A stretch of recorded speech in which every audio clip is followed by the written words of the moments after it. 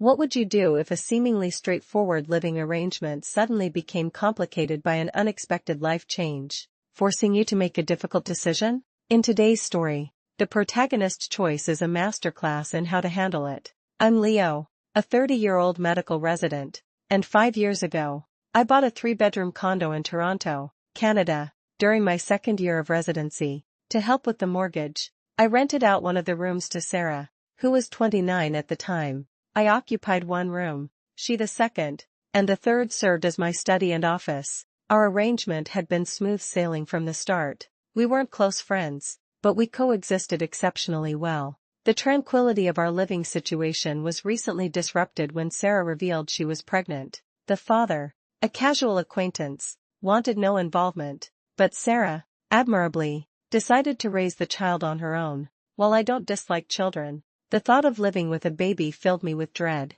My condo is my sanctuary, a place to unwind after grueling shifts, and the prospect of a baby's incessant crying shattering that peace felt chaotic, especially since this wasn't my child, not something I had planned or prepared for. It was incredibly difficult, but I had to tell her it would be best for her to find a new place.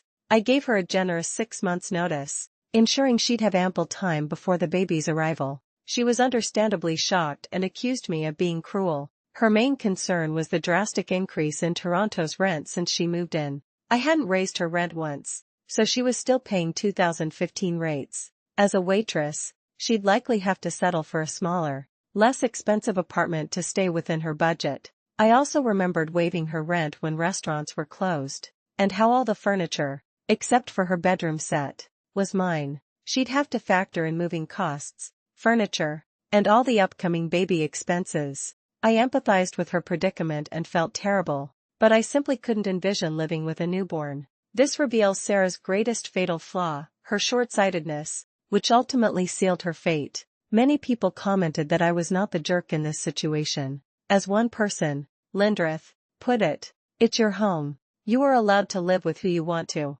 She's an adult. She has 6 months to figure out a new living arrangement." Another, Alaska Nebraska, agreed, stating, "OP leased her room to a single person as originally intended, and now the tenant is going to bring in another human being, who will cry incessantly and require a lot of attention. It is a tough situation, but OP didn't sign for to be a backup mama." After reflecting on this situation and receiving an outpouring of comments and suggestions, I consulted an attorney to confirm the legality of my decision. Since I live in the unit, the eviction laws are far more lenient, and it was perfectly legal. I returned home, resolved to discuss everything with Sarah. To my surprise, before I could even begin, she apologized for her earlier reaction and for assuming I would be okay with her raising a child there. I assured her no apology was necessary. Her reaction was completely understandable given the uncertainty she faced. Then, I shared the decisions I had made. I told her I would waive her rent for the remainder of her tenancy,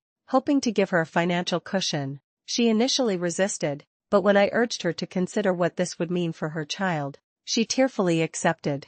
I also offered to connect her with my friend in real estate who could help her find affordable listings. I worried I might be overstepping, but she was incredibly grateful and eager to accept the help. Finally, drawing inspiration from a suggestion by you/Tutti Peachy Fruity, I offered her a more stable job opportunity at my hospital. It wouldn't be anything fancy, as she lacked formal schooling, but it would provide far greater security than waitressing, with benefits and maternity leave that restaurants rarely offer. This was perhaps the biggest risk of overstepping, but when I broached the idea, she was ecstatic, tears streaming down her face. I knew my initial decision was in my self-interest, but I felt this was the least I could do to ensure some stability for this new mother and her child. The story highlights the complexities of shared living spaces and the difficult choices that arise when individual needs clash with unforeseen life events. What do you think is the most important factor to consider when making decisions that impact both your personal life and someone else's circumstances?